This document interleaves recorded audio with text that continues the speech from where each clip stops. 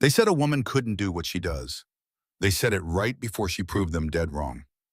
Lieutenant Sarah Kincaid stood in the center of the combat training courtyard at Naval Special Warfare Center, Coronado, surrounded by 295 Navy SEALs who'd gone absolutely silent. Master Chief Jake Brennan was on his knees in the sand, cradling his right arm, his face the color of old paper.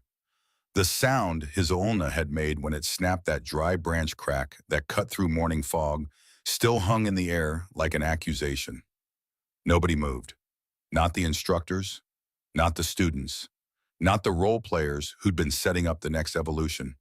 They all just stood there watching this 5'7" woman with pale green eyes in perfect parade rest posture, trying to reconcile what their brains insisted was impossible with what their eyes had just witnessed. 2 seconds. That's all it had taken.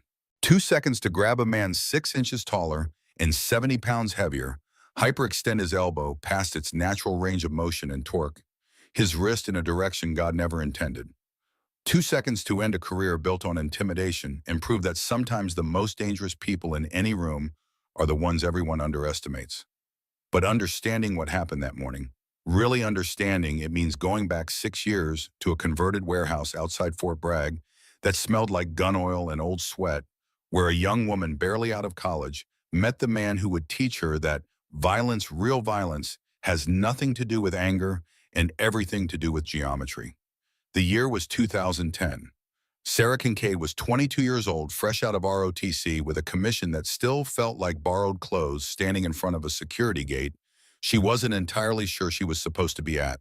The building beyond the chain-link fence looked like every other light industrial structure in North Carolina: corrugated metal walls, small windows placed too high to see through, loading dock that hadn't seen a truck in years. The only thing that marked it as different was the lack of signage and the biometric scanner mounted next to a door that looked like it could stop tank rounds. Her orders had been precise but vague. Report to Building 7 Delta at Fort Bragg Annex. Ask for Colonel Madden. Bring nothing but your PT gear and an open mind. Do not discuss this assignment with anyone, including family. The letterhead had been from Naval Personnel Command, but the signature belonged to someone 3 levels above anyone a second lieutenant should have been communicating with. She pressed her thumb to the scanner. Somewhere inside machinery processed her biometrics and cross-referenced them against a database she didn't have clearance to know existed. The lock disengaged with a sound like a rifle bolt cycling. Inside, the warehouse had been gutted and rebuilt into something between a dojo and a surgical theater. Rubber mats covered the floor. Mirrors lined one wall.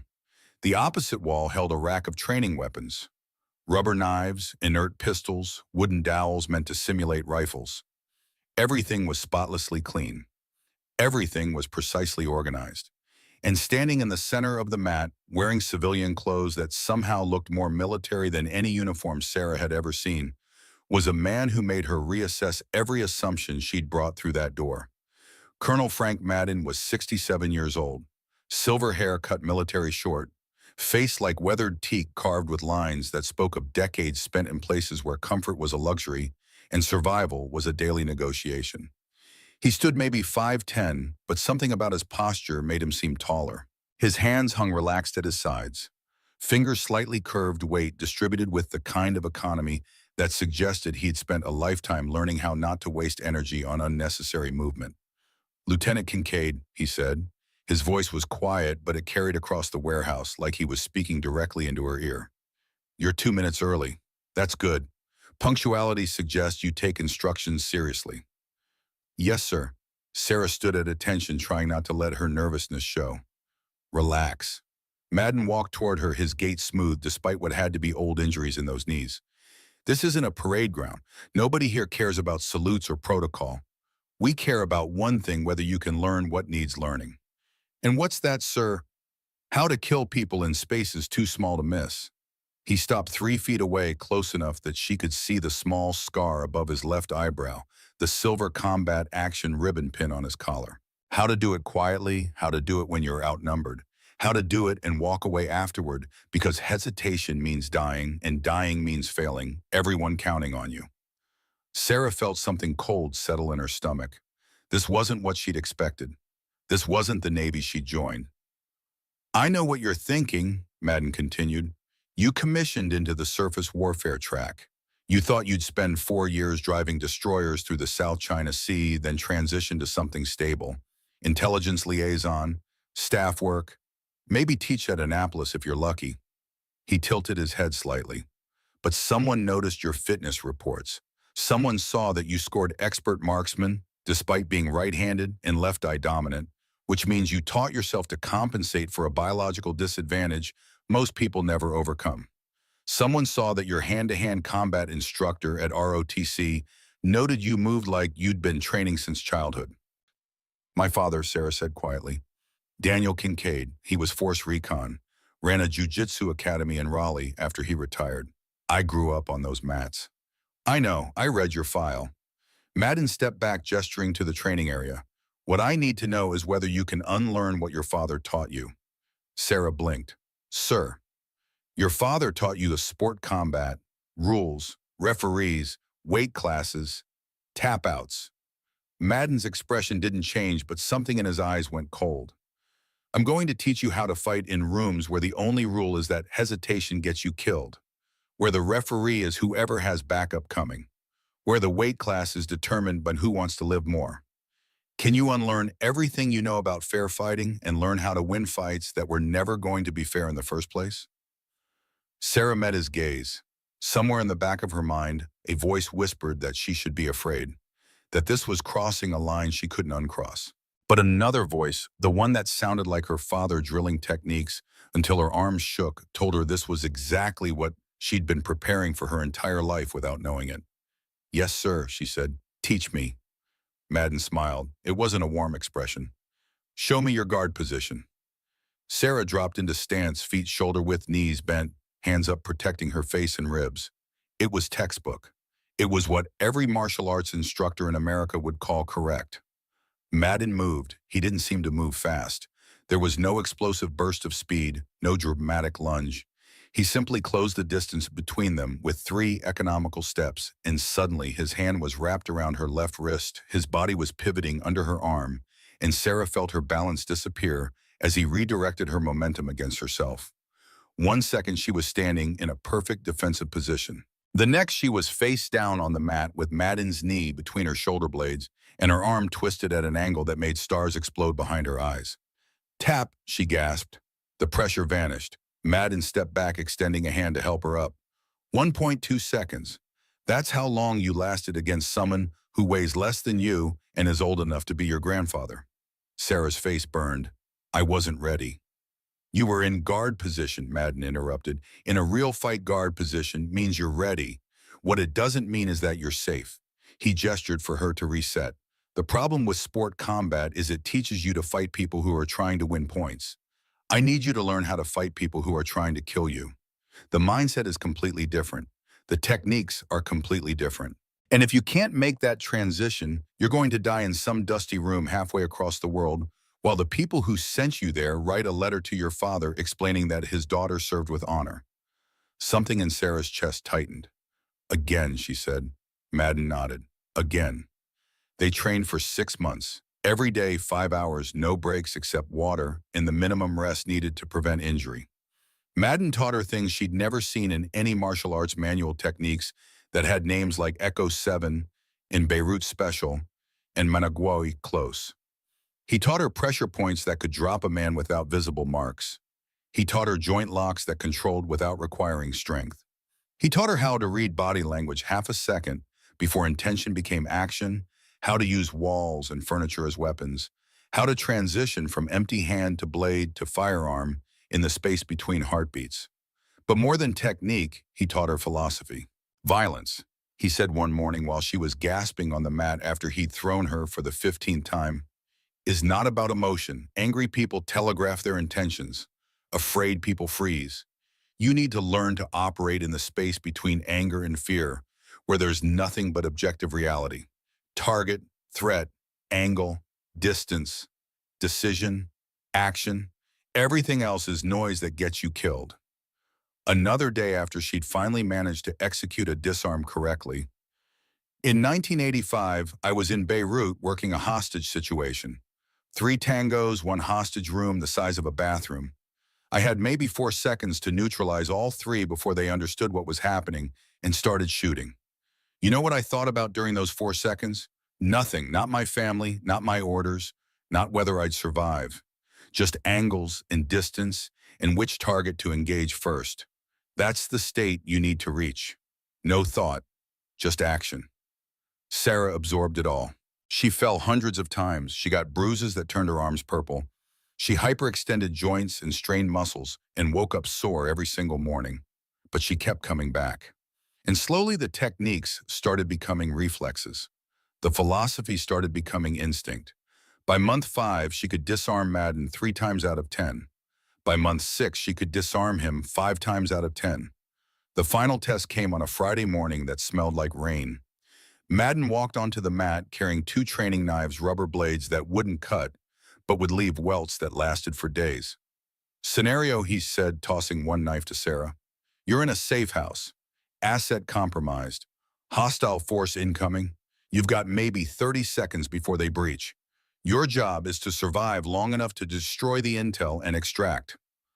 I'm playing the first tango through the door. Go. Sarah barely had time to process before Madden was moving. He came in fast, knife low, using the kind of prison rush that relied on momentum and surprise. The old Sarah, the one who'd walked into this warehouse 6 months ago, would have backpedaled, tried to maintain distance, maybe attempted a fancy disarm that looked impressive, but only worked when both parties were cooperating. The new Sarah pivoted on her back foot, redirected his momentum past her centerline, trapped his knife wrist against her ribs with her elbow, and drove her training blade toward his throat in a strike that would have crushed his larynx if the knife had been real. Madden froze. Sarah froze. They stood there in perfect stillness, her blade a quarter-inch from his neck, his blade pointing harmlessly at the floor where she'd redirected it. Then Madden smiled, really smiled this time with warmth that crinkled the corners of his eyes and stepped back. That, he said quietly, is how you survive. That's how you go into impossible situations and come out the other side. He held out his hand. Welcome to the activity, Lieutenant. You're ready.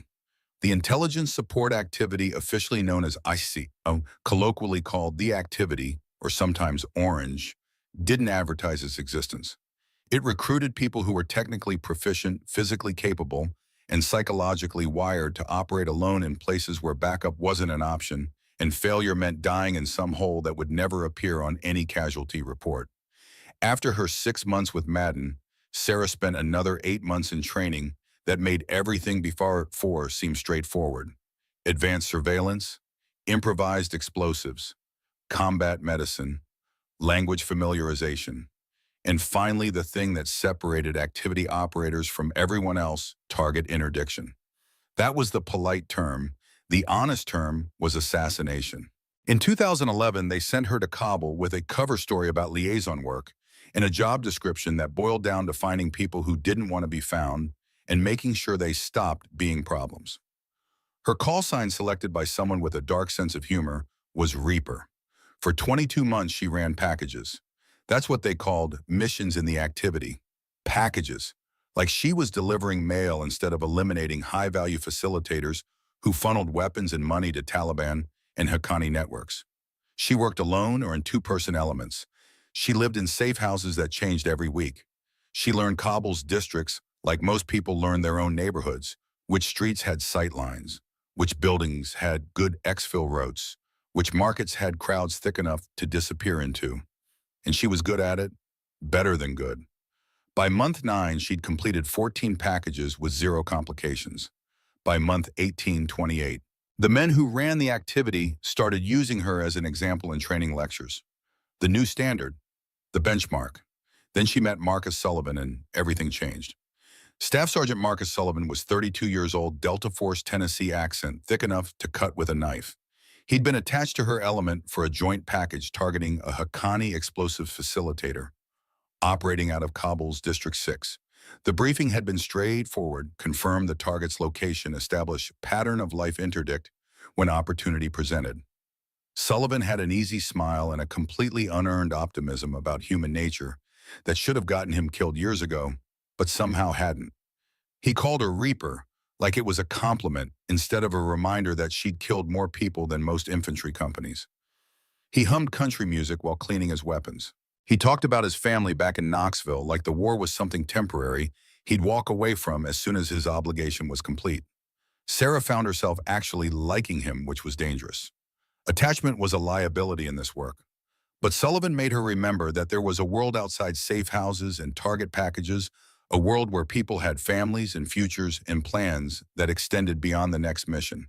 They ran 7 packages together over 4 months, 7 perfect operations, 0 casualties, 0 complications.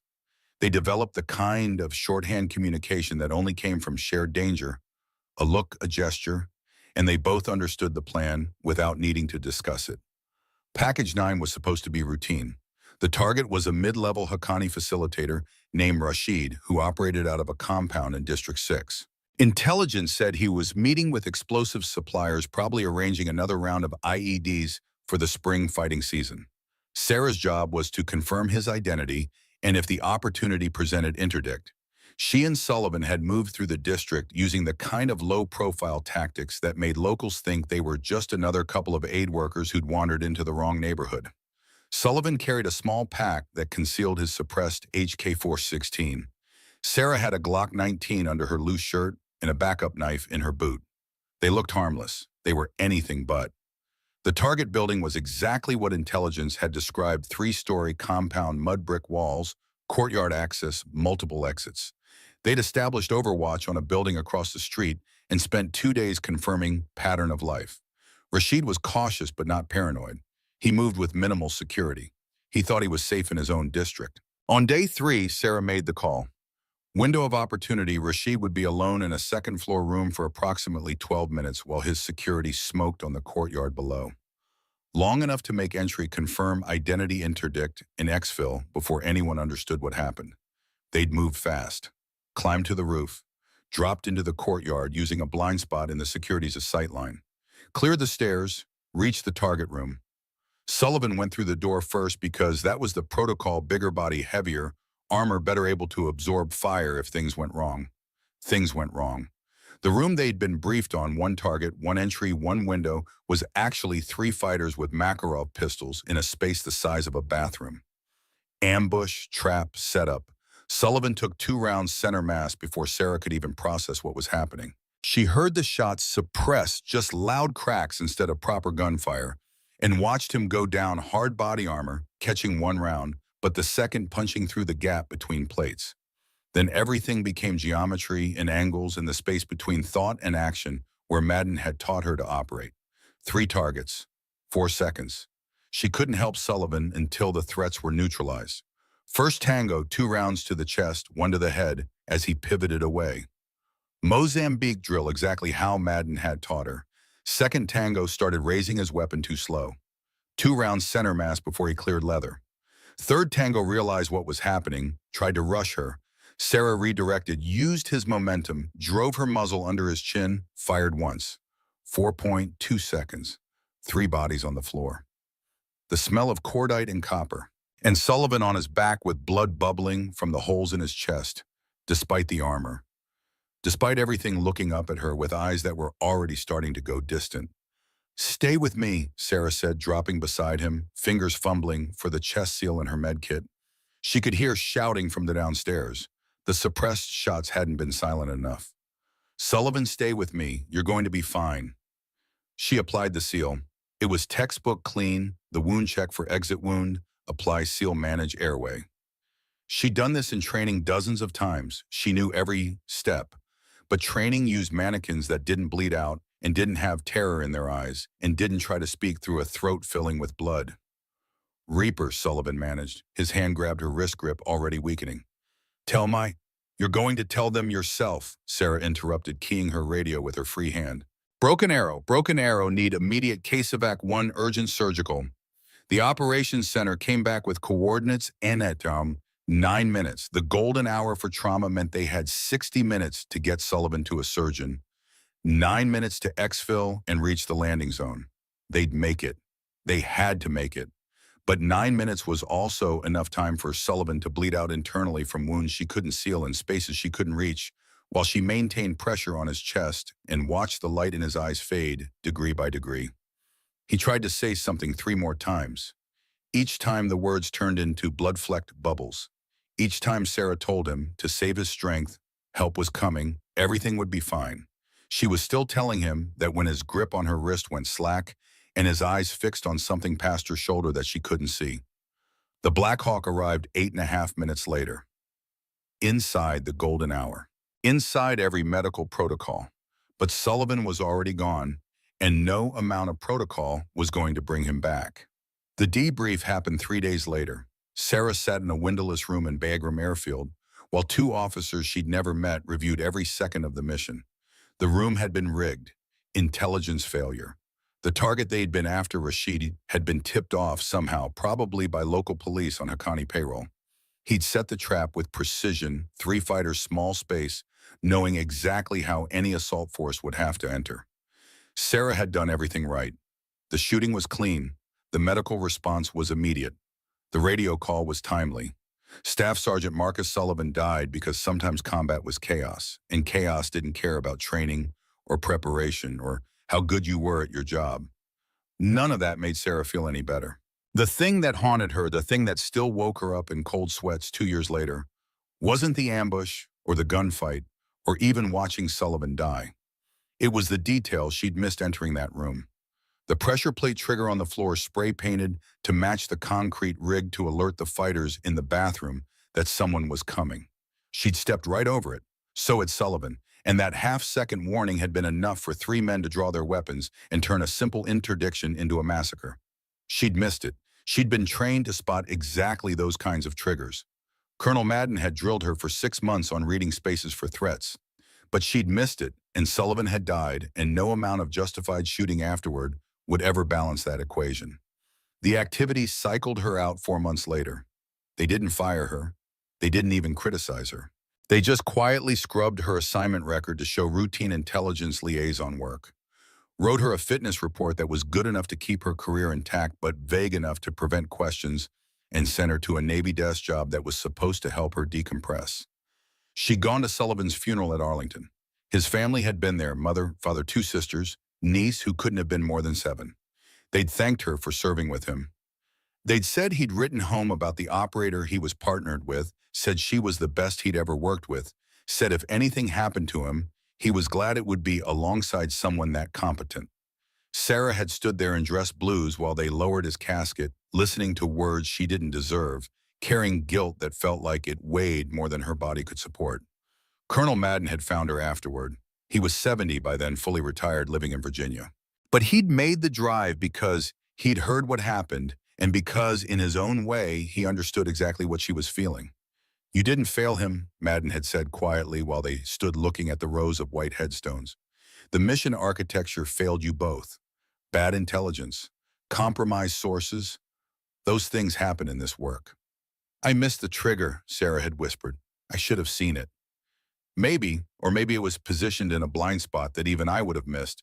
Or maybe you saw it, but your brain dismissed it as shadow or discoloration because you had been operating on 4 hours of sleep for 3 weeks straight. Madden's hand settled on her shoulder. "I've been doing this work since before you were born. I've lost people, good people, people I cared about. And the thing I learned is that you can either let that guilt destroy you or you can turn it into something useful." "Like what?" "Like teaching. Like making sure the next generation of operators learns the lessons that got bought with blood." His hand tightened slightly. "Marcus Sullivan died. You can't change that. But you can make damn sure that some young operator 10 years from now doesn't die from the same mistake because you taught them what to look for. That's how you honor the people we lose. That's how their deaths mean something." Sarah had made a promise standing over Sullivan's grave that day. She would teach. She would pass on everything Madden had taught her, everything she'd learned that in 22 months of operations, and every lesson that had been purchased with someone's life. And if it cost her everything to make sure the next generation survived the kinds of mistakes that killed Sullivan, that was a price worth paying. 2 years later, Naval Personnel Command sent her orders to report to Naval Special Warfare Center Coronado as a combatives instructor. She'd accepted immediately. The morning Sarah arrived at Nina south of Coronado, the Pacific was gray and restless waves breaking against the beach with rhythmic percussion that sounded like distant artillery. The base smelled like salt and gun oil and the particular variety of sweat that came from men pushing themselves past normal human limits. She stood outside Building 164 with her sea bag and orders, watching Navy SEALs run past in formation, their cadence calls echoing off the concrete. This was the sharp end of naval special warfare, the place where America's maritime special operations forces learned their craft, the place where men came to prove they were harder than everyone else. And Sarah was about to walk in and tell them she was going to teach them how to fight. Captain David Morrison met her in the administrative office. He was 52, former DevGru operator, with a face that looked like it had been carved from granite and then weathered by 26 years of hard service. His handshake was firm, his assessment quick and thorough. "Lieutenant Kincaid," he said, "welcome to Nassau Dollars. I read your jacket. Surface warfare officer, 4 years on a destroyer lateral move to security programs." He paused, and something in his expression suggested he'd read more than just her official record. "You come highly recommended by some people whose opinions I respect. That's the only reason you're here." "Understood, sir. Let me be direct." Morrison sat on the edge of his desk. "You're walking into an environment that's not particularly welcoming to female instructors. Most of these operators have been doing this work since before you commissioned. They've deployed to every combat zone America's been in for the last 2 decades. And they're going to look at your record surface warfare officer. No combat deployments listed, and assume you're another admin officer playing instructor because someone in Washington thinks diversity initiatives matter more than operational effectiveness." Sarah kept her expression neutral. "And what do you think, sir?" "I think the people who recommended you don't do it lightly. I think there's probably more to your background than what's in your official jacket. And I think if you can teach these men something worth learning, they'll respect you regardless of what assumptions they walked in with." He stood. "But you're going to have to prove it, and some of the worst senior enlisted are going to test you. Hard." "I can handle it, sir." Morrison studied her for a long moment. "I believe you can, but handling it means knowing when to push back and when to stay professional. These men are warriors. They respect competence and they respect courage. What they don't respect is weakness or political correctness. Be straight with them. Be confident without being arrogant. And for God's sake, don't let Master Chief Brennan get under your skin." "Master Chief Brennan, sir. Jake Brennan runs the Close Quarters Combat Program. Career SEAL 4 deployments, absolute authority over his domain. He's been fighting your assignment since the day I requested it." Morrison's expression suggested this was a problem he'd dealt with before. "He's a good operator and a good instructor. He's also old school in ways that sometimes cross lines they shouldn't. If he gives you trouble, document it and bring it to me." "Clear." "Yes, sir." Morrison handed her a building pass and a training schedule. "Your first class is Monday. Until then, observe. Learn the environment. Meet the other instructors. And Lieutenant," he met her eyes, "good luck. You're going to need it." Master Chief Jake Brennan was exactly what Sarah expected, and somehow worse. He stood 6'3" with shoulders like a linebacker and a face that suggested he'd been in more fights than most people attended weddings. He moved with the kind of casual authority that came from spending 20 years being the most dangerous person in most rooms. When Morrison introduced them in the instructor's office, Brennan's handshake was perfunctory, and his smile didn't reach his eyes. "Lieutenant," he said, "I hear you're going to be teaching advanced combatives." "That's correct, Master Chief. And your background is surface warfare." It wasn't quite a question. It was an assessment wrapped in polite inquiry. "Yes, Master Chief." Brennan nodded slowly. "Well, I'm sure the captain has his reasons. Welcome to Nassau Dollars." He turned to the other instructors gathered in the office. "This is Lieutenant Kincaid.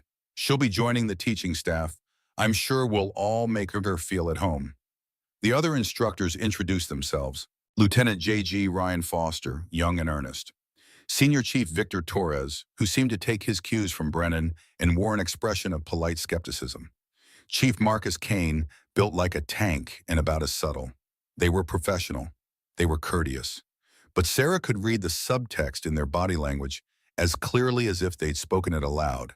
Another diversity hire.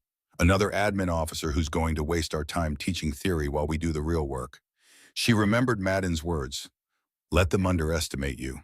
It's a weapon." The first week was subtle. Brennan didn't confront her directly. He just made sure she understood where she stood in the hierarchy. Comments in meetings about the importance of combat experience. Questions phrased in ways that highlighted what wasn't in her official record. Senior Chief Torres asking technical questions in front of students, questions designed to expose gaps or make her look academic instead of practical. Lieutenant Kincaid, Torres had said during one session, "What's your preferred method for weapon retention against multiple attackers in confined spaces?" Sarah had answered with clinical precision, describing angles and leverage points in the decision tree for prioritizing threats. It was technically correct. It was exactly what any instructor would say. But Torres wasn't looking for answers. He was building a narrative for the students. She knows the theory but not the practice. She learned from books instead of blood. At night alone in her BOQ room that smelled like industrial cleaner and decades of transient officers, Sarah would stare at the photograph she kept in her desk drawer. Sullivan standing outside the safe house in Kabul, both of them in civilian clothes and low-profile plate carriers, his arm around her shoulders, both grinning like idiots because they just completed their 7th package and were starting to believe they might actually be good at this. She remembered the weight of his arm, the sound of his laugh, the way he'd called her Reaper like it was a badge of honor instead of a reminder that she had blood on her hands that would never wash clean. Her hands weren't shaking, not from fear. She hadn't been afraid of Brennan or Torres or any of them, but from the effort it took to keep everything locked down when every instinct she had, every reflex Madden had drilled into her, screamed at her to put Brennan on the ground and make him understand exactly who he was dealing with. But that would prove his point. It would confirm every prejudice. It would give him ammunition to have her removed. And it would dishonor everything Sullivan had died for. She touched the scar on her rib cage through her shirt, feeling the raised tissue that ran from her lowest rib to her hip. Shrapnel from an IED that had detonated 40 meters from her position during her 13th package. Close enough to throw her 6 feet and pepper her side with steel fragments. Far enough that she'd lived while 2 Special Forces soldiers hadn't. The surgeon at Bagram had told her she was lucky it hadn't gone 3 inches deeper, or she'd have bled out before the Black Hawk arrived.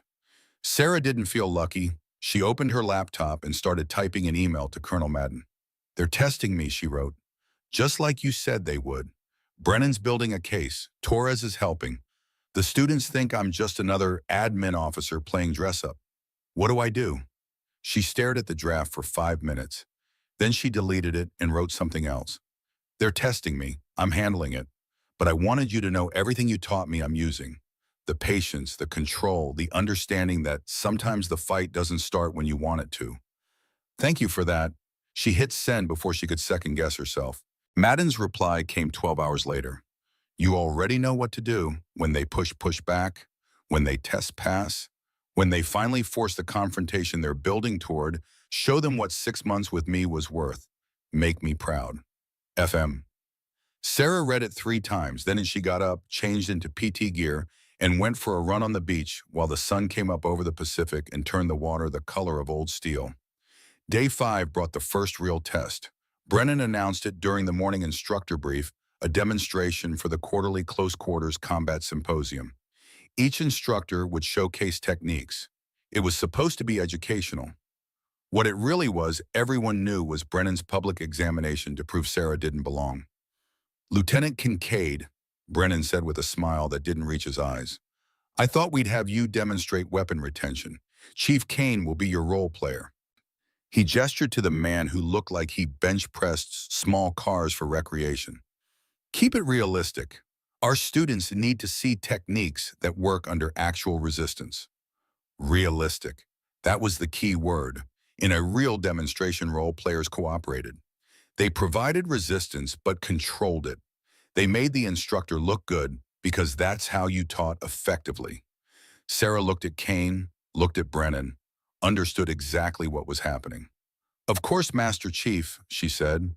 "Realistic resistance, I understand." They moved to the mat in front of 40 students who'd been running morning PT and now gathered to watch. Sarah took position with a training pistol in a hip holster. The scenario was simple. Kane would attempt to take her weapon. She would retain it and establish control. Brennan called start. Kane moved fast, not cooperative speed, full combat speed. He grabbed for the weapon with both hands, using his mass and momentum to drive forward, trying to pin her against the wall behind her and simply overpower her through superior strength. The old Sarah might have tried to match force with force, might have attempted some fancy technique that looked impressive in demonstrations, but only worked when people cooperated. The new Sarah, the one Colonel Madden had spent 6 months forging, did something different. She moved, not away from Kane's momentum, but with it, redirecting, using his mass against him. Her left hand trapped his right wrist against the weapon. Her body pivoted, dropping her center of gravity. Her right hand found his elbow and drove it past its natural range of motion, while her hip provided the fulcrum. Kane went down, face first, hard, his arm hyperextended at an angle that made several students wince. Sarah maintained control for exactly 3 seconds, long enough to establish dominance, short enough to show control, then released and stepped back. Kane stayed down for a moment, breathing hard, looking up at her with surprise and something that might have been respect. Then he tapped the mat and climbed to his feet. The students had gone completely silent. Brennan's jaw had tightened in a way that told Sarah this wasn't over. This was just beginning.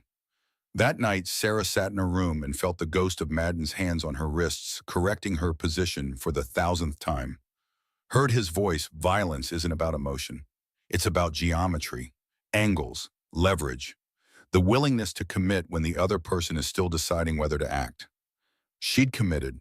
She'd shown them a glimpse of what she was capable of. Now they were going to try to break her. And when they did, when Brennan finally pushed hard enough to force the confrontation he'd been building toward, she would show them exactly what 22 months in Kabul and 6 months with a Cold War legend had taught her about surviving impossible situations. For Sullivan, she thought touching his photograph one more time before filing it away. For every operator who died learning lessons the hard way. She lay down and stared at the ceiling until sleep finally came, knowing that tomorrow would bring new tests and that eventually, inevitably, those tests would escalate into something nobody could ignore. The breaking point was coming. She could feel it like weather changing, and when it arrived, there would be no going back.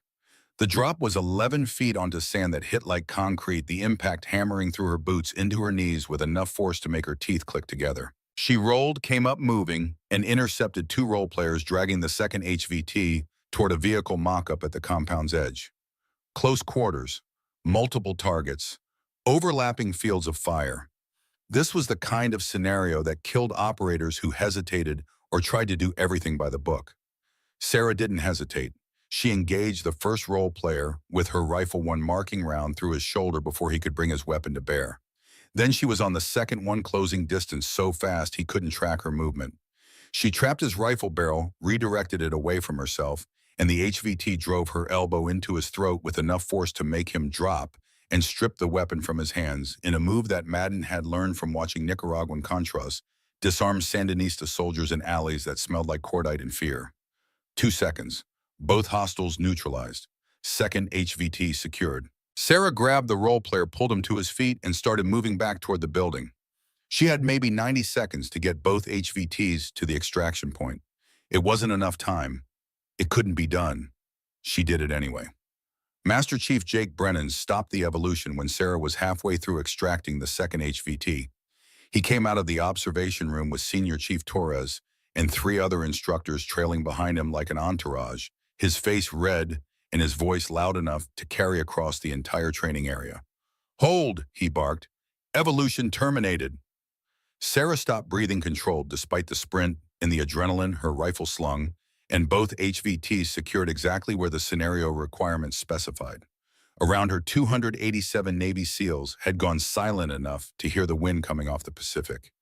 Brennan walked toward her with the kind of deliberate pace that meant he'd been rehearsing this moment. "Lieutenant Kincaid, Lieutenant, that was one of the most reckless, dangerous, protocol-violating performances I've seen in 20 years at this command." Sarah stood at parade rest, hands behind her back, eyes forward. "You exited through a second-story window." Brennan continued, his voice taking on the tone of someone building a case. "Violating every safety protocol we have for elevated operations. You abandoned a secured HVT in an unsecured location, which in a real scenario would have meant losing the target or getting him killed. You used excessive force on role players who are here to help train, not to get injured, by instructors who don't know the difference between demonstration and actual combat. He stopped 3 feet away, close enough that Sarah could see the vein pulsing in his temple, smell the coffee on his breath. "And you did all of this," he said, his voice dropping to something quiet and dangerous, "because you couldn't accept that the scenario was designed to be impossible. Because you thought you were so much better than every other instructor here that the rules didn't apply to you." He paused. "What do you have to say for yourself, Lieutenant?" Sarah met his eyes. Behind him, she could see Morrison standing at the edge of the crowd, his expression unreadable. Could see the students watching, waiting to see if she'd defend herself or make excuses or do something emotional that would prove everything Brennan had implied about her. She thought about Madden standing in that warehouse 6 years ago, teaching her that violence was geometry and will. Thought about Sullivan dying in her arms in a bathroom-sized room in Kabul while she tried to save him with hands that shook and knowledge that wasn't enough. "I accomplished the mission, Master Chief," she said, her voice level and professional. "Both HVTs secured, all hostiles neutralized. Time remaining on the clock. If you want to write me up for methodology, that's your prerogative as senior instructor. But the objective was hostage rescue, and both hostages are standing here breathing." Something in Brennan's expression shifted. Maybe he'd expected her to be defensive. Maybe he'd expected her to back down or apologize, or give him something he could use as justification for what he'd already decided to do. Instead, she just made it clear that by the only metric that mattered in actual operations mission success, she'd done exactly what was required. That's when he made his mistake. Brennan stepped closer inside her personal space, using his size to intimidate the way he'd probably intimidated 1,000 junior operators over 20 years of service. His hand came up, reaching toward her shoulder, maybe to grab her, maybe just to establish physical dominance, make it clear who was in charge here. Intent didn't matter. The moment his fingers touched her uniform, 22 months of controlled violence came to the surface like something dark rising from deep water. Sarah moved on pure reflex. Her body reacted before her conscious mind could process what was happening, executing a sequence that Madden had drilled into her muscle memory until it became as automatic as breathing. Her left hand shot up and trapped Brennan's wrist against her shoulder, controlling it before he could pull back or adjust. Her body pivoted, dropping her center of gravity and rotating under his extended arm. Her right hand found his elbow fingers wrapping around the joint with precise pressure. The joint lock was instantaneous. Sarah hyperextended his arm past its natural range, driving him onto his toes to escape the pressure. Then she stepped back and torqued his wrist in a direction human anatomy was never designed to accommodate. The sound of his ulnar bone fracturing was like a dry branch snapping in winter silence, sharp and clear, and absolutely final. Brennan went down screaming. His knees hit the sand, and his left hand clutched at his right arm, his face going from red to white in the space between one breath and the next. The courtyard erupted into chaos, instructors rushing forward, students shouting questions that collided in the air like crossed radio frequencies, the carefully controlled training evolution dissolving into something raw and unscripted. Senior Chief Torres was the first to reach them. He grabbed Sarah's arm, his grip tight with anger and adrenaline. "What the hell did you—" Sarah moved. She didn't think about it, didn't plan it. Her body just executed another technique from the catalog of violence that Madden had spent 6 months programming into her nervous system.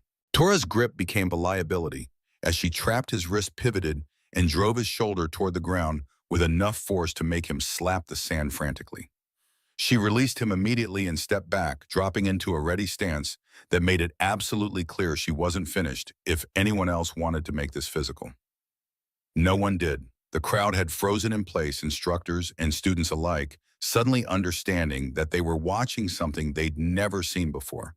A 5'7" woman who just put down two of Narayana Salvo's most experienced operators in the space of maybe 4 seconds, and was standing there with perfectly controlled breathing and eyes that looked like they could calculate distance and angles faster than most people could process fear. Captain David Morrison materialized from the crowd, his voice cutting through the chaos like a blade through fog. "Everyone stand down, now!" The authority in his voice was absolute. Instructors stopped moving. Students straightened. Even the role players who'd been part of the exercise froze in place, suddenly aware they were witnessing something that would be talked about in Nisal dollars for years. Corpsman, Morrison called, never taking his eyes off Sarah. Get over here and take care of Master Chief Brennan. Everyone else back to your positions. This evolution is terminated. A Navy corpsman pushed through the crowd, medical kit already in hand. He knelt beside Brennan, who was still white-faced and cradling his arm, trying to explain through clenched teeth that she'd attacked him, that she was out of control, that she needed to be arrested immediately. Morrison let him talk until he ran out of breath. Then the captain looked at the crowd of SEALs who'd witnessed everything and asked a question that was simple and devastating. Who initiated physical contact? The silence that followed was damning. Sarah watched faces in the crowd, saw students and instructors alike processing what they'd seen, weighing loyalty against truth, deciding whether to support their Master Chief or acknowledge what their eyes had shown them. Lieutenant J.G. Ryan Foster stepped forward. He was young, maybe 26, and his voice shook slightly when he spoke. But he spoke anyway. Master Chief Brennan touched Lieutenant Kincaid first, sir. I was standing 5 feet away. I saw him reach for her shoulder. She responded defensively. The words hung in the air like an indictment. Multiple other voices echoed agreement to students who'd been close enough to see clearly, instructors who couldn't deny what had happened, even if they wanted to. Then something else happened. The role players who'd been acting as hostiles in the kill house pushed forward through the crowd. 6 men who'd spent the last hour watching operators run the scenario, and fail, who'd seen Sarah clear that compound with a level of technical proficiency that belonged in classified after-action reports, rather than training exercises. The first one to speak was a petty officer first class named Martinez, a veteran of 3 deployments who'd seen enough real combat to recognize the difference between performance and capability. Sir Martinez said, addressing Morrison but speaking loud enough for everyone to hear, I've been role-playing hostile for these evolutions all morning. I've watched every instructor run this scenario. What Lieutenant Kincaid just did. He paused, searching for words. Sir, she moved like someone who's done this work under live fire. Every technique she used was absolutely doctrinal, just not the doctrine we teach here. Another role player, Chief Petty Officer Williams, nodded agreement. The way she cleared that first floor, sir, the angles she used, the way she read the space. That's not academy training, that's operational experience. Morrison's expression didn't change, but Sarah saw something shift in his eyes. He turned to her, and when he spoke, his voice was careful, measured, like someone approaching unstable ordnance. Lieutenant Kincaid, do you have anything to add? Sarah stood at attention. Her hands weren't shaking. Her breathing was controlled. But inside, she could feel everything starting to crack, the careful facade she'd maintained for 2 years, the professional distance she'd put between her real history and the sanitized version in her official record, the wall she'd built between who she'd been in Kabul and who she was pretending to be now. No, sir, she said quietly. Morrison studied her for a long moment. Then he pulled out his phone and walked several steps away, making a call that lasted maybe 40 seconds. When he came back, his expression was grimmer. Master Chief Brennan, he said, you're being transported to medical for evaluation and treatment. Pending investigation findings, you're relieved of instructor duties. He turned to Torres, who was still sitting in the sand, cradling his shoulder. Senior Chief Torres, you'll accompany him. Everyone else, this training area is now restricted pending review. Brennan tried to protest, his voice rising despite the pain, but Morrison cut him off with a look that could have melted steel. The corpsman finished stabilizing Brennan's arm and helped him to his feet. Brennan looked at Sarah once, and the expression on his face was complicated, fury and pain, and something that might have been fear, the sudden understanding that he'd just grabbed someone who operated on a completely different level than anything he'd prepared for. As medical led him away, the crowd began to disperse slowly, small groups forming, voices low but urgent. Sarah could feel eyes on her from every direction, could hear whispers that would turn into rumors that would turn into legends, could see the way even senior operators were giving her space, like she'd become something dangerous and unpredictable. Morrison approached her, his voice dropping to something only she could hear. My office, now, and Lieutenant, he paused. I just called someone who needs to hear about this. He's flying in from Virginia. Should be here tomorrow. Sarah's chest tightened. Who, sir? Morrison met her eyes, and for the first time since she'd arrived at Coronado, she saw something that looked like understanding. Colonel Frank Madden. I'm told he's the one who actually trained you. I think it's time everyone here understood exactly who you are and where you learned to do what you just did. The next 18 hours moved with the surreal quality of a dream that couldn't decide whether it was memory or prophecy. Sarah spent most of it in her BOQ room, officially confined to quarters pending investigation, staring at Sullivan's photograph and trying to process the fact that her carefully maintained cover had just been destroyed in front of 300 witnesses. She'd known this moment would come eventually, had known that sooner or later someone would push hard enough to crack the facade, but she hadn't expected it to feel like this, like relief and terror mixed together in equal measure, like falling and flying at the same time. Her phone buzzed with a text message. Unknown number. But the content made her breath catch. Heard what happened. I'm proud of you. Landing at North Island at 800. See you soon. FM. She read it 5 times before putting the phone down. Colonel Frank Madden was 73 years old, living a quiet retirement in Virginia, done with the world of classified operations and impossible missions. But he was getting on a plane because his student needed him, and that said something about the kind of man he was that no service record could ever capture. Sarah lay down on the narrow rack and closed her eyes, but sleep wouldn't come. Instead, she kept seeing Brennan's face in that moment, before his bones snapped, the confidence that came from 20 years of being the dominant force in every room, the sudden shock when that dominance evaporated like morning fog.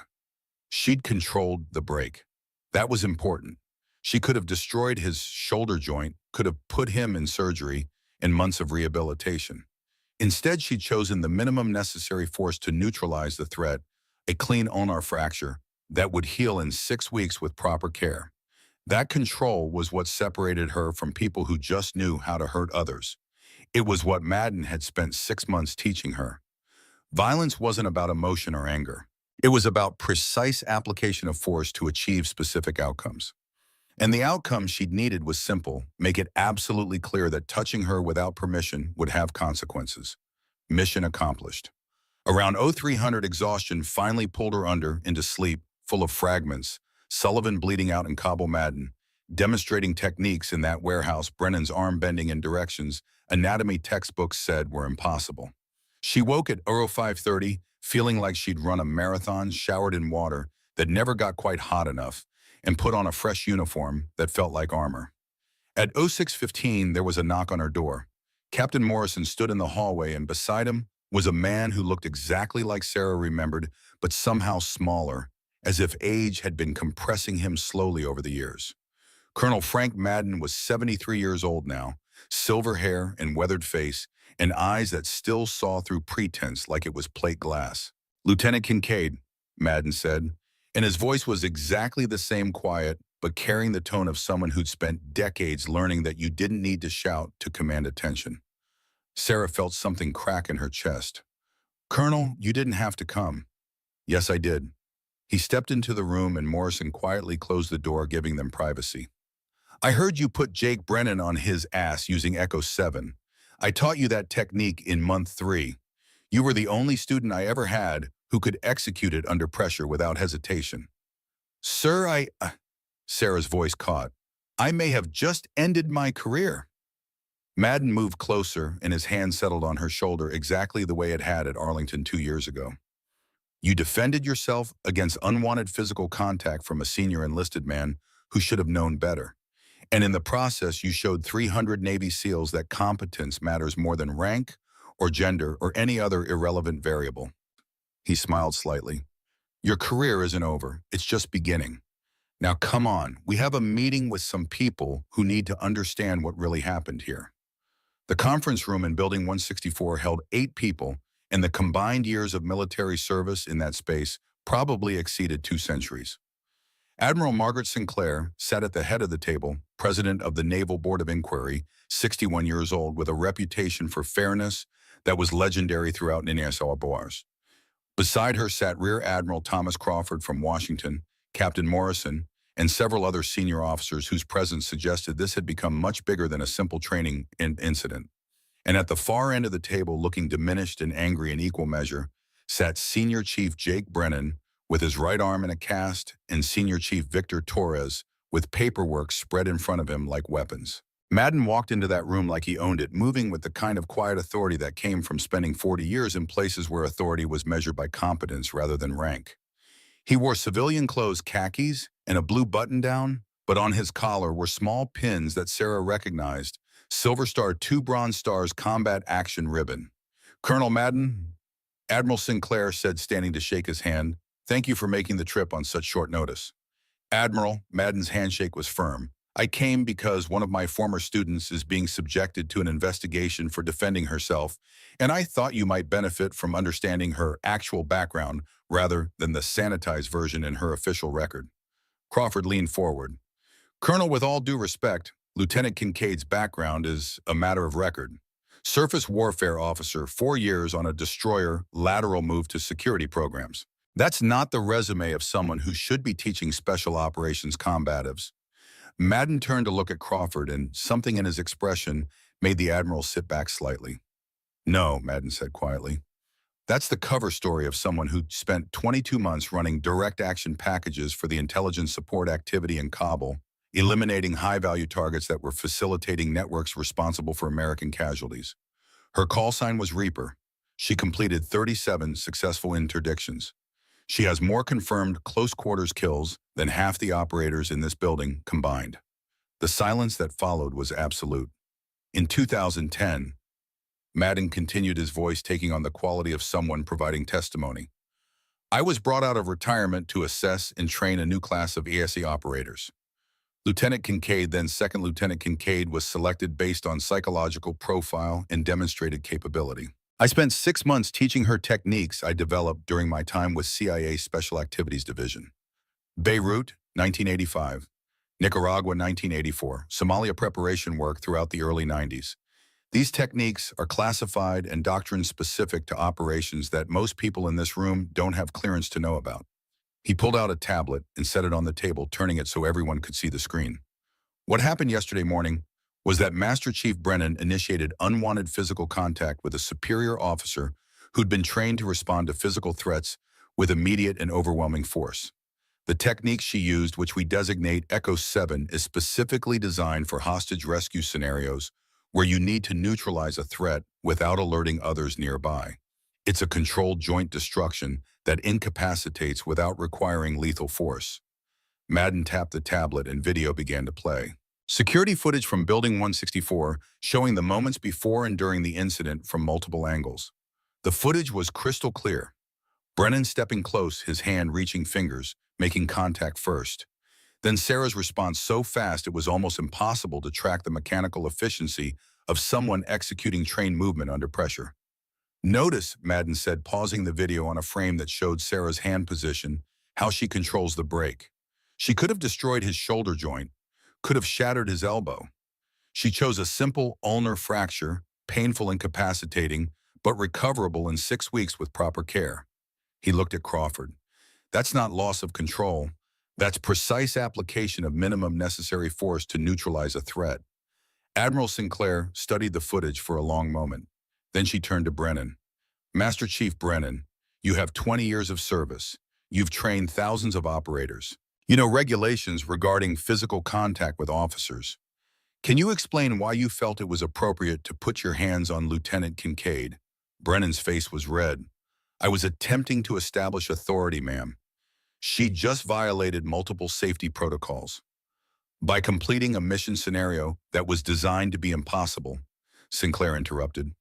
"A scenario that every other instructor failed because it required accepting limitations. Is that correct?" Brennan didn't answer. Sinclair turned to Torres. "Senior Chief Torres, I understand you filed a complaint alleging that Lieutenant Kincaid demonstrated anger management issues and created an unsafe training environment. Can you provide evidence for these claims?" Torres shuffled papers. "Ma'am, based on observations over the past week, Lieutenant Kincaid has shown—" "1 week," Sinclair said. "You based a formal complaint on 1 week of observation, during which time Lieutenant Kincaid successfully completed every assigned task, taught multiple classes without incident, and demonstrated technical proficiency that impressed even the role players." She picked up a document from the stack in front of her. "I have written statements here from 6 students in Lieutenant Kincaid's Advanced Combatives course. All 6 describe her as professional, knowledgeable, and providing training that exceeded anything in their previous pipeline experience. She set the document down and looked at Torres with an expression that could have frozen seawater. Your complaint appears to be based not on Lieutenant Kincaid's actual performance, but on your personal belief that she doesn't belong here. Is that a fair assessment, Senior Chief? Torres's mouth opened, closed, opened again.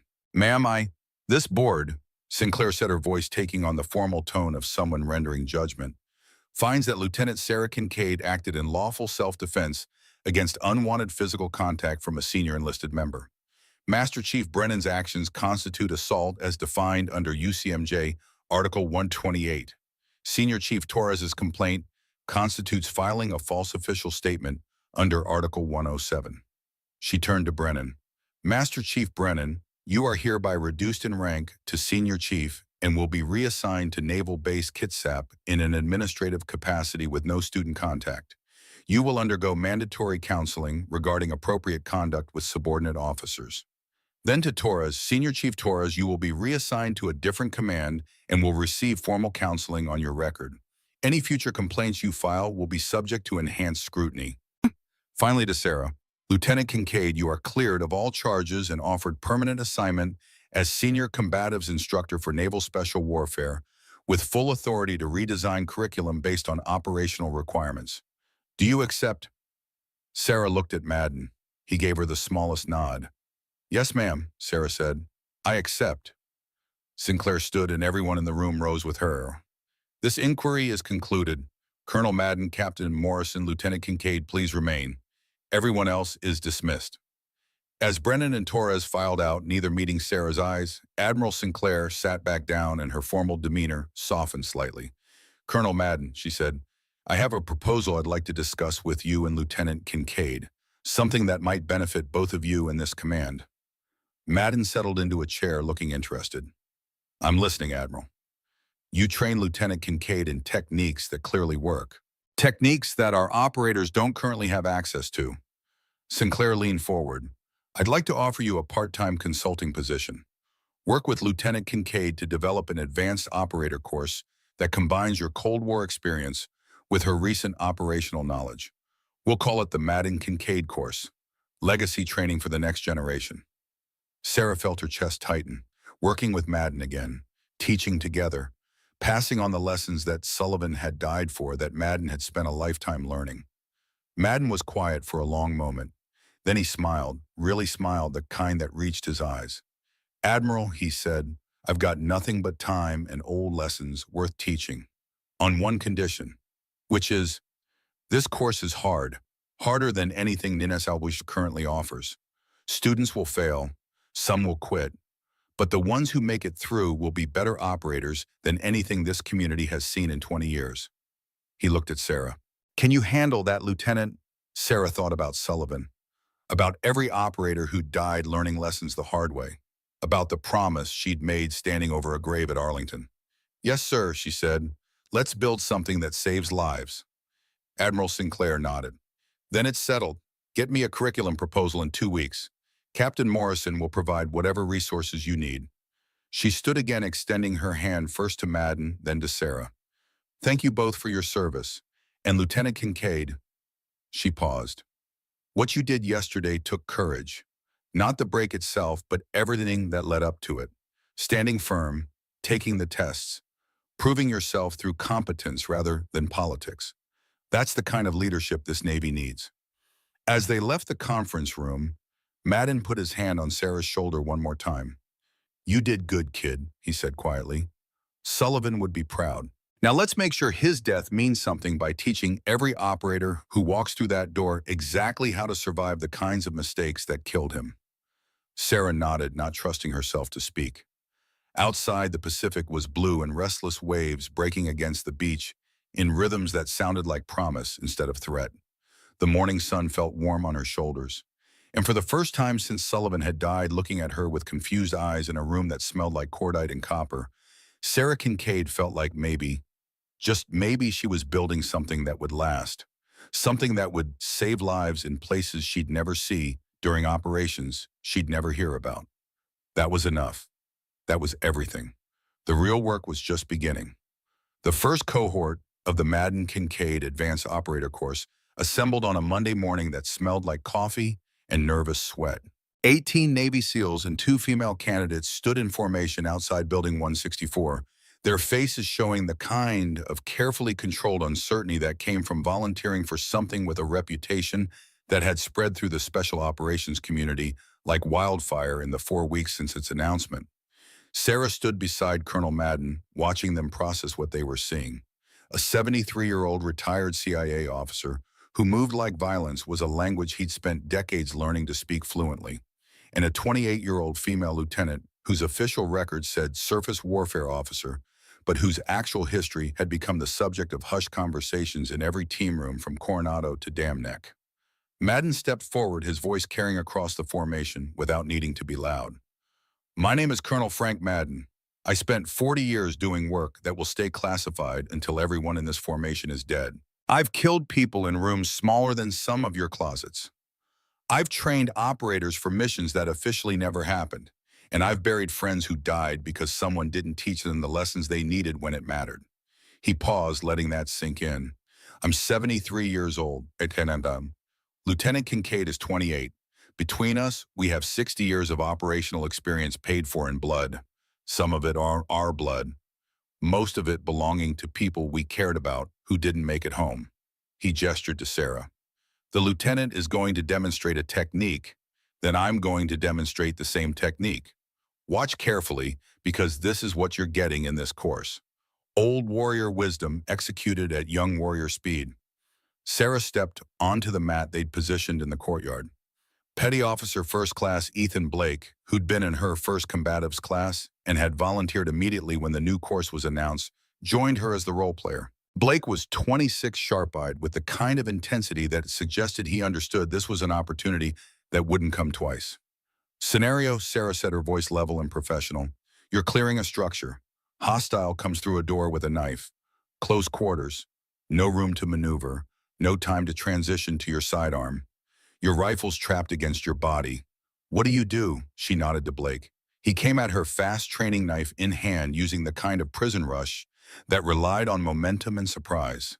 Sarah moved with the economy that Madden had drilled into her, not away from the attack, but into it, redirecting Blake's momentum, trapping his knife arm, and driving him to the ground with his own weapon controlled and his face in the dirt in maybe 2 seconds. She released him and stepped back. Blake climbed to his feet, breathing hard but grinning. Now watch, Madden said, taking Sarah's position. Same scenario. But I'm going to do it the way I learned in Beirut when Ronald Reagan was president and most of you weren't born yet.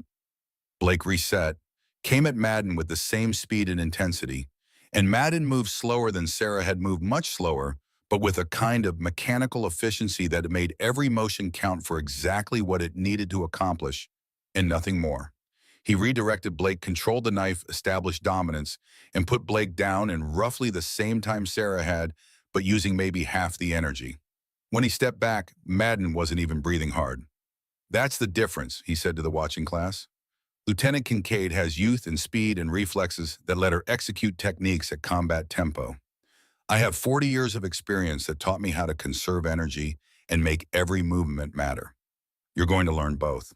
You're going to learn the techniques young enough that they become reflexes, but you're going to learn the philosophy behind them so that when you're my age and your knees are shot and your back doesn't work right anymore, you can still put down threats twice your size because you understand principles instead of just memorizing movements. He looked across the formation, his gaze settling on each face for just long enough to make it personal. This course is hard. It's going to hurt. Some of you will quit. That's fine. Better to quit here than to die down range because you thought you knew enough when you didn't. His voice softened slightly. But the ones who make it through, the ones who embrace the pain and the failure and the humiliation of getting beaten down by a 73-year-old man and a woman half the size of most of you, those operators will be better than anything this community has produced in 20 years. And when you're in some room halfway across the world with everything going wrong and backup not coming, you'll use what we teach you and you'll survive. That's the promise we're making. That's what this course delivers. Sarah watched the students process that, saw the moment when most of them committed, when the uncertainty in their eyes turned into determination. One student in the back caught her attention. Petty Officer Second Class Jessica Rivera, 24 years old, one of the first female candidates attempting to make it through the SEAL pipeline in Etnis Aldaus. Rivera stood maybe 5'5", built like a distance runner, with dark eyes that held the kind of intensity that came from spending every day proving herself to people who assumed she'd fail. Sarah recognized that look. She'd worn it herself not that long ago. The first 3 weeks of the course were designed to break people. Not physically, though the physical demands were brutal, but psychologically. Madden and Sarah created scenarios that had no good solutions, only bad choices and worse choices. They put students in positions where every option meant failure of some kind, where accepting limitation was part of the test. Most of the students adapted. They learned to make decisions under pressure, to accept imperfect outcomes, to prioritize objectives when accomplishing everything was impossible. But Rivera struggled. Not with the physical demands, she was tough as anyone in the class, maybe tougher, but with the psychological weight of failing in front of people who were watching to see if women could handle this work. Every time she made a mistake, Sarah could see it eating at her. Every time an instructor corrected her, Rivera's jaw would tighten with the effort of not showing emotion. By week 3, she was barely hanging on. Sarah found her after an evolution where Rivera had frozen during a decision point, paralyzed by fear of making the wrong choice. She'd made no choice at all, and the scenario had ended with simulated friendly casualties. Rivera was sitting alone outside the kill house, her face buried in her hands, shoulders shaking with the effort of crying silently. "Petty Officer Rivera," Sarah said quietly. Rivera's head snapped up and she wiped her face quickly, trying to compose herself. "Ma'am, I'm sorry, I just needed a minute. Walk with me." It wasn't a request. Sarah started walking toward the beach, and after a moment, Rivera followed. They walked in silence until they reached the sand where the sound of waves breaking covered their conversation from anyone who might be listening. "You're thinking about quitting," Sarah said. It wasn't a question. Rivera's breath caught. "Ma'am, I'm not going to try to talk you out of it. That's your decision. But before you make it, I want to tell you about someone." Sarah stared out at the Pacific, watching waves roll in with mathematical precision. His name was Marcus Sullivan, Staff Sergeant Delta Force. He was 32 years old, had a Tennessee accent you could cut with a knife, and he hummed country music while cleaning his weapons. She turned to look at Rivera. "We ran 9 missions together in Kabul. He died on the 9th one because I missed a pressure plate trigger that I should have seen. He bled out in my arms while I did everything I'd been trained to do, and it wasn't enough. He tried to say something to me 3 times before he died, and I never understood what it was." Rivera was staring at her, tears forgotten. "For 2 years after that," Sarah continued, "I carried guilt that felt like it weighed more than I could support. I thought about quitting every single day. Walking away from the military, from everything, because what was the point if people like Sullivan could die despite everything I knew how to do?" She paused. "And then Colonel Madden found me at Sullivan's funeral and told me something I need you to hear now." "What did he say?" "He said Sullivan's death could destroy me, or I could turn it into something useful. I could teach, I could make sure the next generation of operators this learned the lessons that got paid for in Sullivan's blood." Sarah's voice was quiet but firm. "You're here because you want to prove women can do this work. That's fine, that's important. But it's not enough to sustain you when everything's falling apart. You need a bigger reason. You need to understand that every technique we're teaching you, every scenario we're running, is designed to keep you and your teammates alive when everything goes wrong." Rivera's jaw was tight. "What if I'm not good enough? Then you'll fail here where failure means embarrassment instead of death. But I don't think you're going to fail." Sarah met her eyes. "You know how I know, because 3 weeks ago you would have quit after that first impossible scenario. You're still here. That means something." They stood in silence for a moment, waves breaking against sand with rhythmic insistence. "Sullivan died because I wasn't good enough in that moment," Sarah said finally. "You get to live because I won't miss what you need to learn. Neither will Colonel Madden. We're going to push you harder than anyone else in this class because we know what it costs when preparation isn't enough. Can you handle that?" Rivera's back straightened. "Yes, ma'am." "Then get back in there and show me." Rivera finished the course in the top 12% of the class, Not top five, she wasn't the most naturally talented operator, wasn't the fastest or strongest, but she was relentless. When she failed at something, she'd drill it until muscle memory took over. When scenarios defeated her, she'd request extra sessions to run them again. And when other students looked at her like she didn't belong, she'd prove them wrong through sheer competence. Ethan Blake finished first in the class. He absorbed techniques like a sponge combined. Madden's economy of movement with Sarah's combat speed and demonstrated the kind of tactical thinking that made both instructors look at each other and nod with satisfaction. On the final day of the course, Madden pulled Blake aside after graduation. "You're going to deploy soon," Madden said. It wasn't a question. Blake's team was already on pre-deployment workup. When you're downrange and everything goes wrong, and you're in some room with your back against the wall and no good options, remember what we taught you here. Angles, economy, decision, action, no wasted movement, no hesitation. You do that, you come home. Blake nodded, his expression serious. "Yes, sir. I won't let you down." "You won't let yourself down," Madden corrected. "That's what matters." 3 months later, Sarah was in her office reviewing curriculum modifications when her phone rang with a call from an unlisted number. She almost didn't answer, but something made her pick up. "Lieutenant Kincaid." The voice on the other end was strained with too much background noise, rotor wash, multiple voices, the unmistakable sound of a combat environment. "This is Petty Officer Blake. I'm calling from Kandahar. I need you to know." His voice cracked slightly. "Ma'am, your training saved my life tonight." Sarah's chest tightened. "Blake, are you okay? Is your team?" "Everyone's okay. We're all okay because of what you taught us." He was speaking fast now, words tumbling over each other. "We hit a compound for an HVT capture. Intel was wrong, 3 Taliban instead of 1 close quarters, narrow corridor during exfil. I used Colonel Madden's Beirut technique. Redirected the first guy, controlled his weapon, neutralized all 3 in maybe 11 seconds. My team lead said he'd never seen anything like it." Sarah felt something hot behind her eyes. "You did good, Blake. You stayed calm and executed. Sullivan's lesson saved us, ma'am. You and the Colonel." His voice caught. "Thank you. That's all I wanted to say. Thank you for teaching us what we needed." The line disconnected. Sarah sat in her office staring at the phone, and for the first time since Sullivan had died, she felt like maybe, just maybe, the promise she'd made was being kept. She forwarded the voicemail Blake had left to Madden with a simple message: "This is why we do it." His reply came 3 minutes later. "That's the legacy. Well done, Lieutenant." The story of Blake's engagement spread through the special operations community with the speed of all good combat stories. Within a week, Sarah and Madden were fielding a request from Delta, from Rangers, from MARSOC. Everyone wanted to know about the techniques that had let a young SEAL neutralize 3 hostiles in close quarters without taking casualties.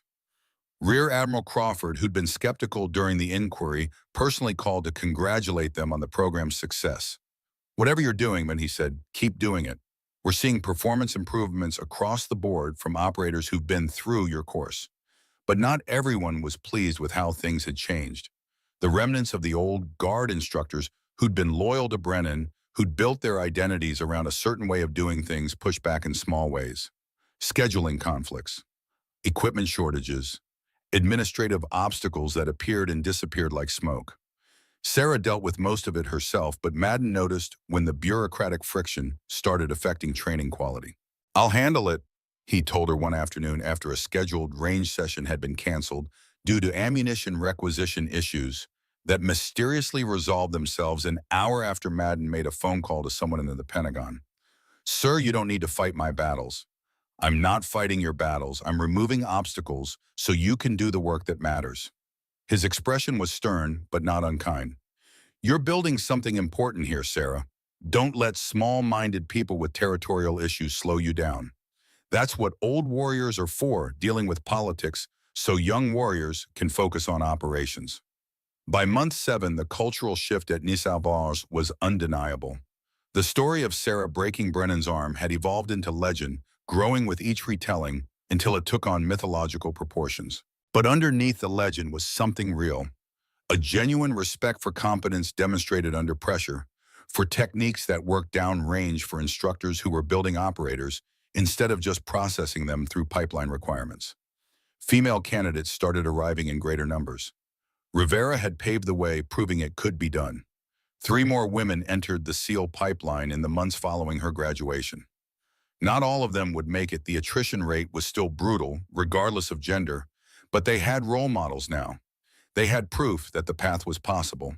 Sarah found herself becoming something she'd never intended to be: a symbol. Women would approach her at conferences, ask her how she'd handled the skepticism, how she'd proven herself.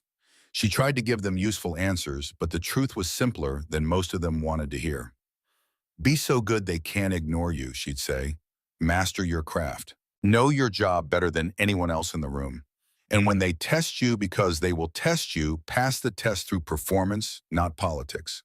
It was Madden's philosophy filtered through her experience. Competence earned respect. Everything else was noise. In month 8, Sarah received an envelope in her office mail. No return address, handwriting that was careful and deliberate, suggesting multiple drafts. She opened it to find a single sheet of paper with a brief message.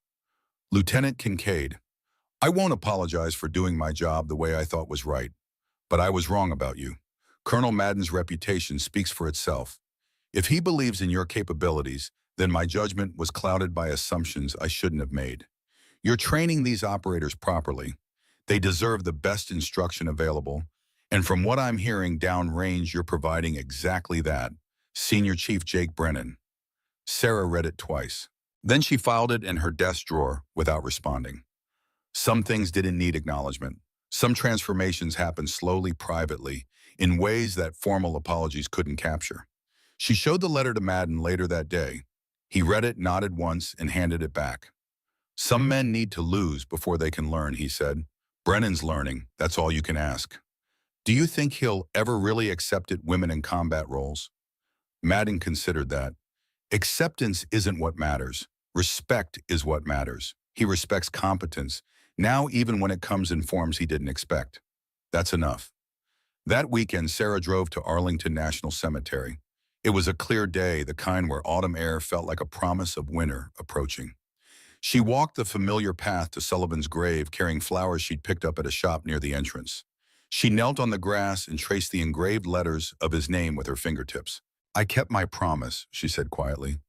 The course is working. Blake's team came home because of what we taught them. Rivera graduated, and she's going to be an incredible operator. And next week, we're starting our 3rd cohort, 22 students, including 5 women.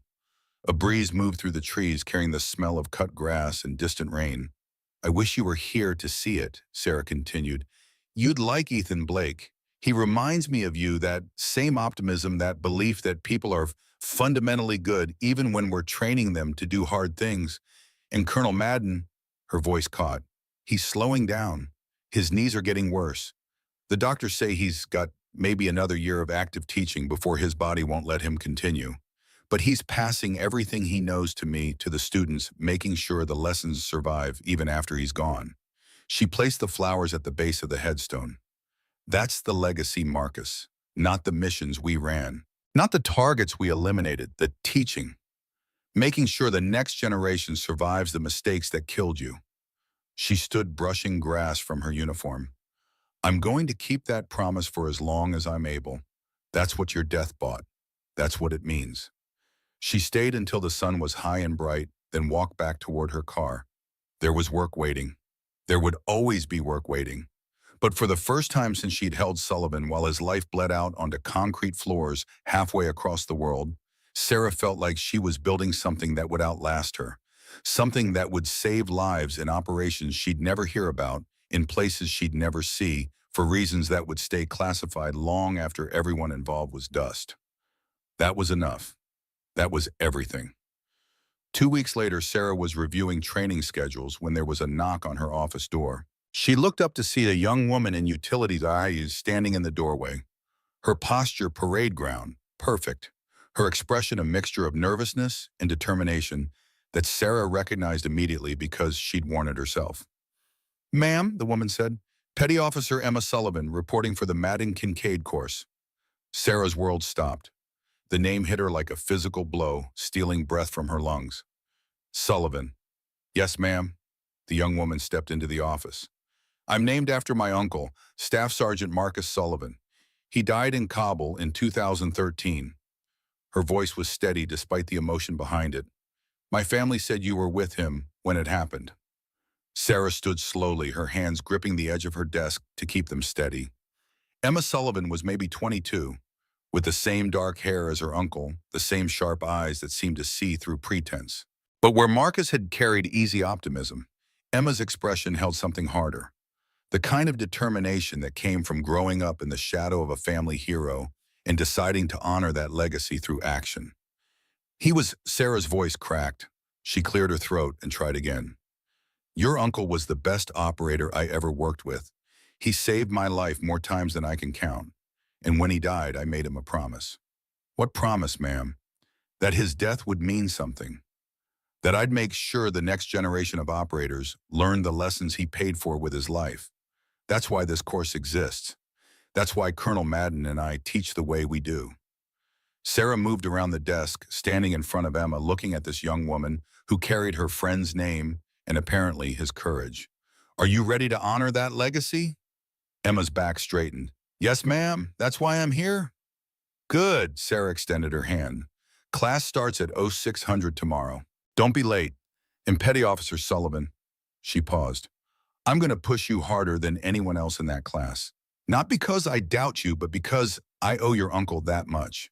I owe him the certainty that anyone carrying his name will be prepared for the worst and trained to survive it. Can you handle that? Emma's handshake was firm. I wouldn't expect anything less, ma'am. After Emma left, Sarah sat at her desk and allowed herself 5 minutes to feel the weight of it. Sullivan's niece, here, volunteering for the course that existed because her uncle had died. The symmetry of it was almost too much like the universe was completing a circuit that had been open for 5 years. She pulled out her phone and called Madden. Frank, she said when he answered, Sullivan's niece just showed up to register for the course. There was a long silence on the other end. Then Madden's voice, quiet and thoughtful. That's the legacy coming full circle. How are you doing with it? I don't know yet. It feels like Sarah searched for words. Like I'm being given a second chance at something I didn't realize I needed a second chance at. Maybe you are, Madden said. Marcus Sullivan died. You can't change that. But you can make sure his niece becomes the kind of operator he would have been proud of. You can give her the tools to survive the situations that killed him. That's as close to redemption as this work offers. You'll help me train her. Of course, we'll make her better than all of us. She could hear the smile in his voice. That's how legacies work, Sarah. Each generation builds on what came before. Emma Sullivan is going to be an outstanding operator because you'll teach her everything Marcus taught you, everything I taught you, everything you learned in 22 months of operations. And someday when she's teaching the next generation, she'll pass all of that forward. Thank you, Frank. Don't thank me. Just do the work. That's all any of us can do. That evening, Sarah walked down to the beach as sunset painted the Pacific in shades of orange and gold. She stood at the waterline, feeling cold water wash over her boots, watching waves come in with rhythmic insistence that felt like promise instead of threat. Colonel Frank Madden appeared beside her, moving quietly despite his 73 years and the knees that barely worked anymore. They stood together in comfortable silence, watching light fade from the sky while students ran drills in the distance, their cadence calls echoing off buildings that had trained warriors for generations. I'm slowing down, Madden said finally. The doctors say I've got maybe a year before my body won't let me teach actively anymore. Sarah's chest tightened. Frank, I'm not complaining. I've had a good run. 40 years in the field, 5 years teaching more friends buried than I care to count, but enough students succeeding that I know the work mattered. He turned to look at her. But here's the thing, Sarah, I'm not worried about what happens after I stop. You know why? Because you've got this. You don't need me anymore. Hell, you probably never really did. I just gave you permission to become what you were always capable of being. His hand settled on her shoulder. Those kids in our course, they need you the way you needed me. And when your knees give out and your back doesn't work right anymore, you'll find some young operator with potential and you'll teach them everything we know. That's the legacy. Not the kills, not the medals, not even the missions. The teaching. That's what survives. Sarah felt hot pressure behind her eyes. I can't do this without you. Yes, you can. You've been doing it for months already. I just stand there looking old and wise while you do the real work. Madden smiled. But I'll stick around as long as my body lets me. We'll train Emma Sullivan together. We'll run a few more cohorts. We'll make sure the foundations are solid enough that this course survives us both. They stood in silence while the sun dropped below the horizon and the sky turned from orange to purple to deep blue. Behind them, students finished their drills and headed toward the barracks, their voices carrying on wind that smelled like salt and possibility. Thank you, Sarah said quietly, for everything, for teaching me, for believing in me when nobody else did, for coming out here when I needed you, for building this with me. You're welcome, but Sarah, Madden's grip on her shoulder tightened slightly. The real thanks is what you're building. Every operator who comes home because of what we taught them. Every mission that succeeds because someone remembered angles in economy and decision. Every young SEAL who learns that competence matters more than any other variable. That's the thanks. That's what justifies all of it. 6 months later, Petty Officer Emma Sullivan graduated from the Madden Kincaid course with honors. She deployed to Afghanistan 3 weeks after that, ran 16 successful missions, and came home with a Bronze Star and a reputation for being one of the most technically proficient operators in her team. She called Sarah from Bagram on her last night before rotating stateside. Ma'am, Emma said, her voice clear despite the satellite delay, I wanted you to know everything you taught me worked. Every technique, every scenario, every lesson about staying calm when everything's falling apart.